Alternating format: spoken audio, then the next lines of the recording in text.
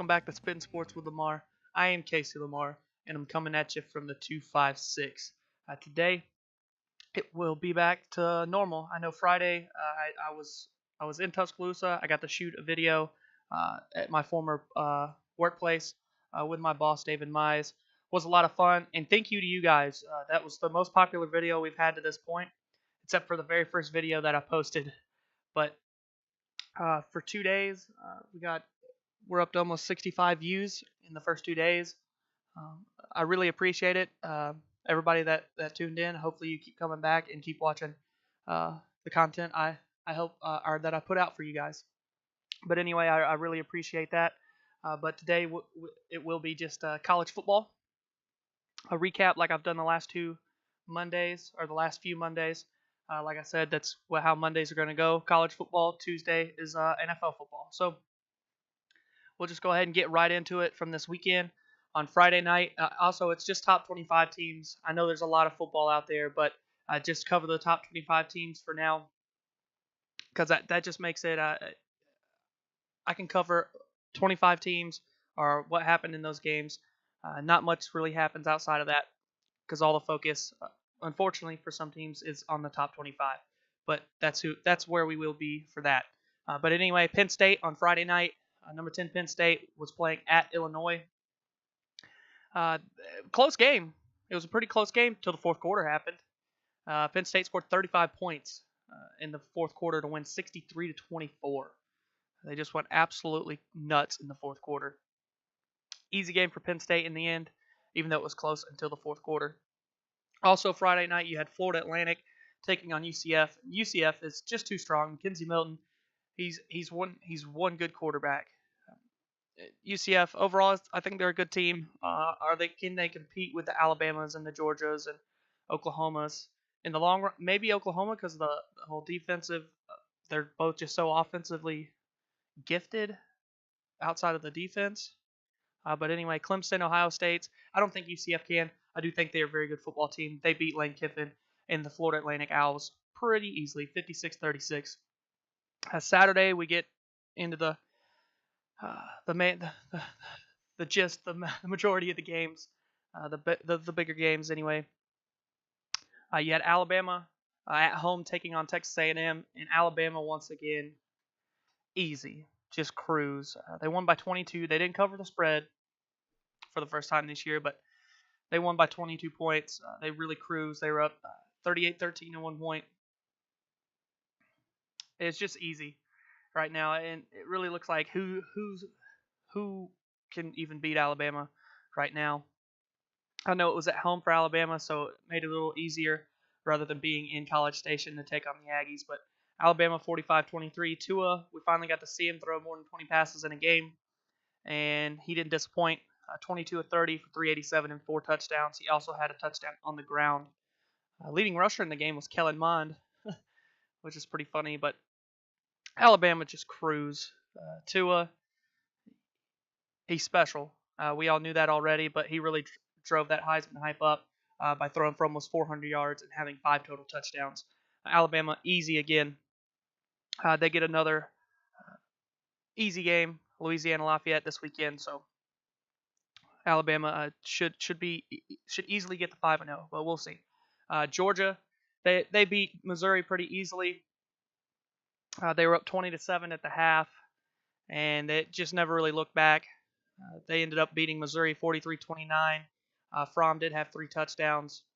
Elijah Holyfield for UGA had 14 carries and 90 yards, and Riley Ridley had 5 catches for 87 yards and a touchdown. Georgia, just easy for them. They stay undefeated. They look good. So they just kept up their winning ways. Could be a showdown of the Giants in Atlanta, Alabama, Georgia, but they both still a lot of football to be played. Still both got 8 games apiece. So, but yeah, 43-29 Georgia over Missouri. Clemson, Georgia Tech. Georgia Tech just isn't very good. Trevor Lawrence, he has been named. He will be the starting quarterback for Clemson now. 13 of 18 for 176 and 4 touchdowns. They beat Georgia Tech 49-21. No problems for Clemson there. Ohio State, they played Tulane this week. no problems. 49-6. Haskins had 5 touchdowns in the first half. 21 to 24, 304 yards.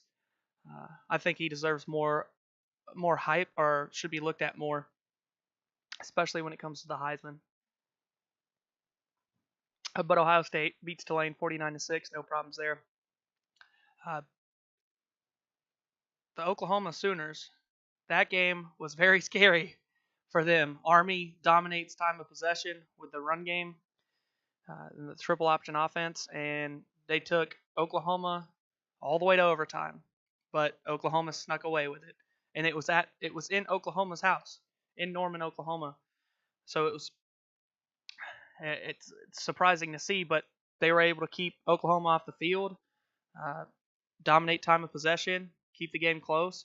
Had a chance to beat number 5, but unfortunately they did not. Oklahoma pulled it out in the end at home, stayed alive.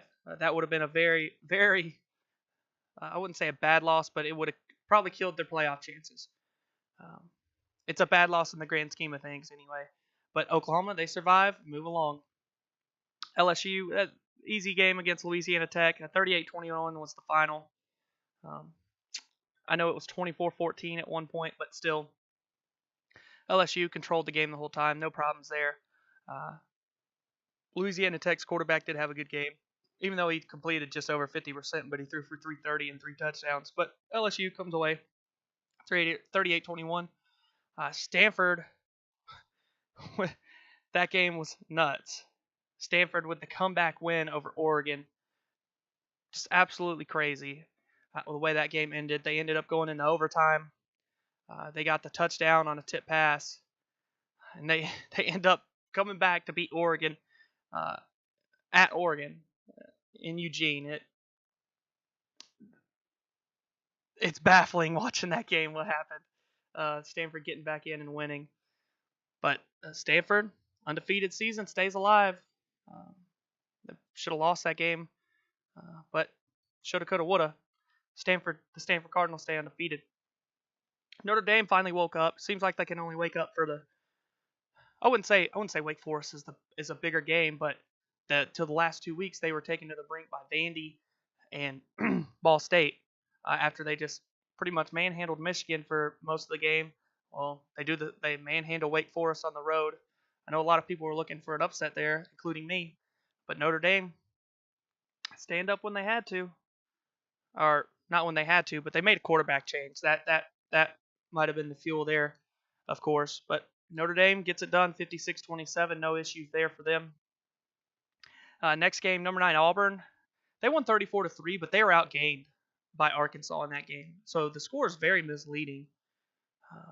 Auburn's got to get their offense woken up, or they're going to start losing some games very, very soon. But Auburn gets away very easily, 34-3, even though they were outgained. Special teams played a big role in that game for Auburn, and some turnovers helped them. But Auburn 34-3 over Arkansas. Washington on their home field. Arizona State's a tough team this year, but they fall to 2-2. Washington beats them on their home turf, 27-20.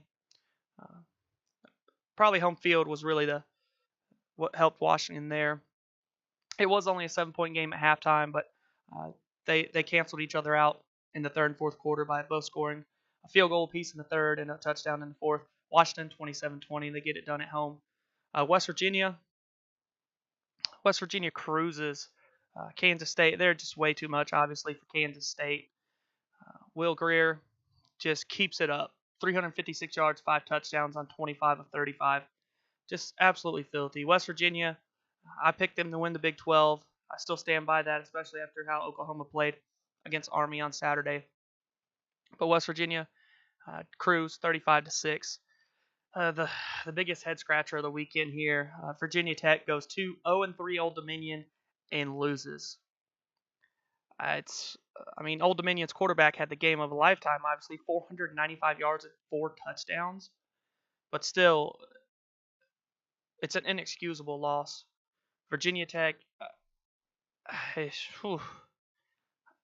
just nothing you could say about it. 49-35, it's just one of the biggest head scratchers you'll ever see right there.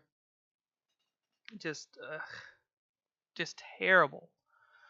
Virginia Tech, I mean, as far as playoff goes, they're done.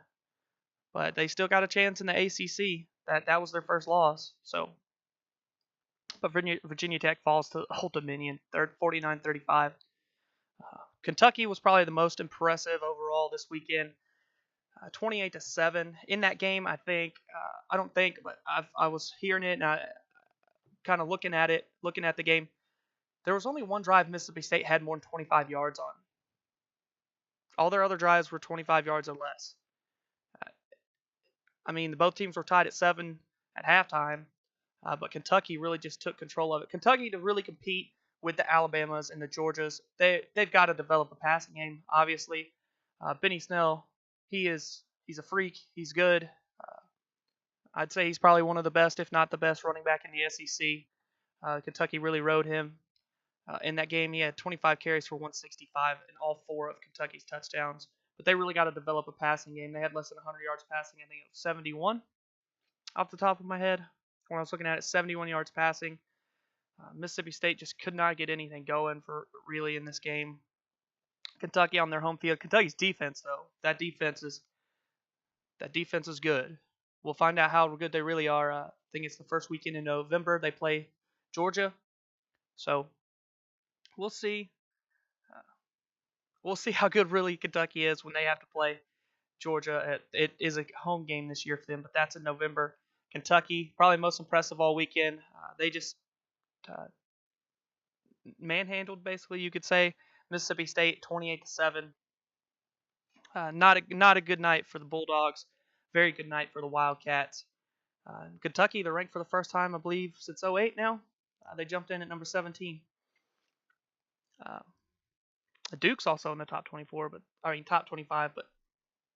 we'll talk about that later. Kentucky wins 28-7 over Mississippi State. Texas Tech took it to Oklahoma State 41-17. I cannot believe that Texas Tech did that well in that game.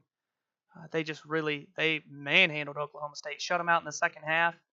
Played some defense. After seeing them play Ole Miss, I didn't think they could stop a Pee Wee team on defense, but hey, they only give up 17 points, go into Stillwater, and just absolutely manhandle Oklahoma State 41-17 on the road.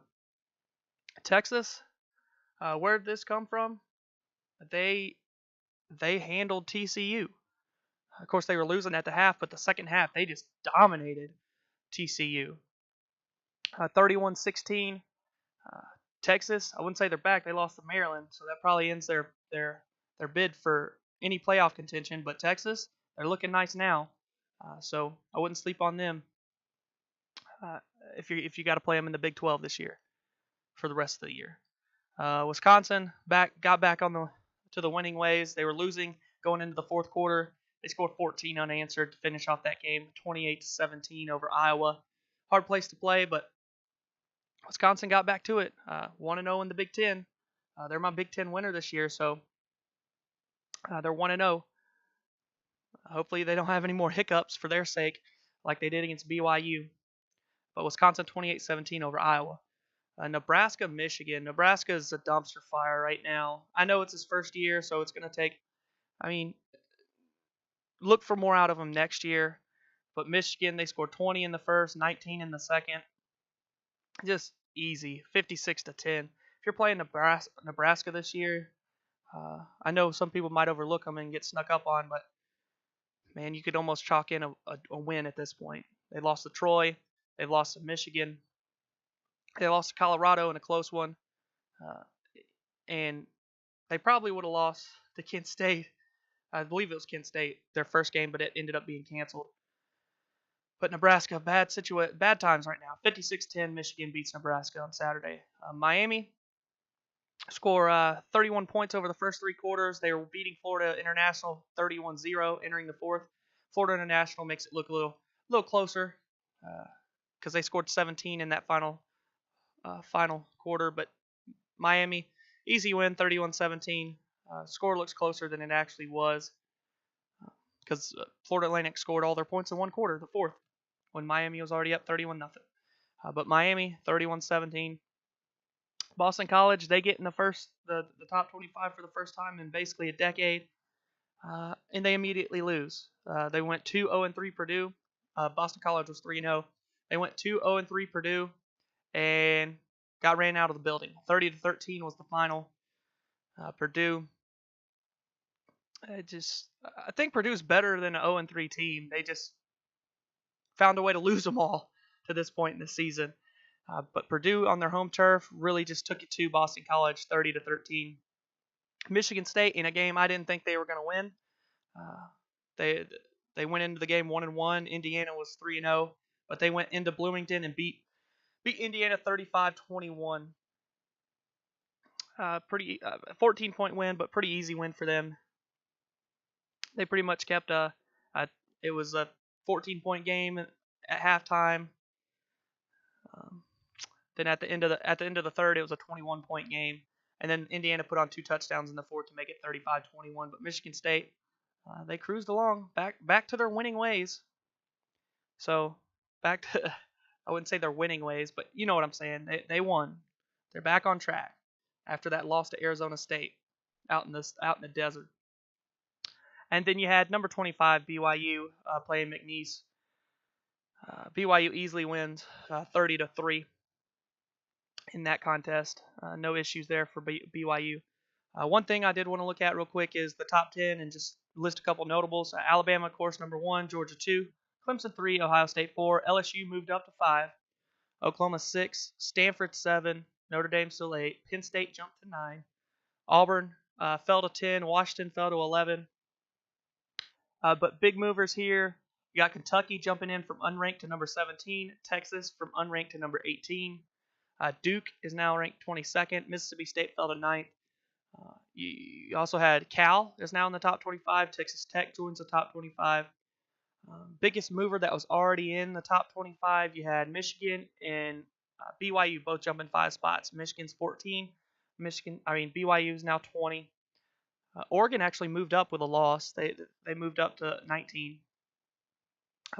Wisconsin moved 3. Oh, Miami also jumped 5. But that pretty much just concludes it for the recap of the top 25, or the games for the top 25 teams of last week. We'll do the same thing this week with pick'ems on Friday. We'll pick some of the bigger games on Friday. Excuse me. But again, I really do appreciate all the support you guys have been given, especially on that video last week. My pick'ems on Friday that I got to shoot with David Mize at the Bryant Museum. Thank you again to David for letting me do that while I was there, and thank you to you guys for checking that video out. Also, we got a lot of love on the MLB updates last week compared to some of my other videos, but I really do appreciate it. Don't forget, as always, leave a like, big thumbs up, share the content, and subscribe to the channel so you can see more content like this. But I really do appreciate it. But this has been Spittin' Sports with Lamar. I am Casey Lamar. I look forward to seeing you all tomorrow.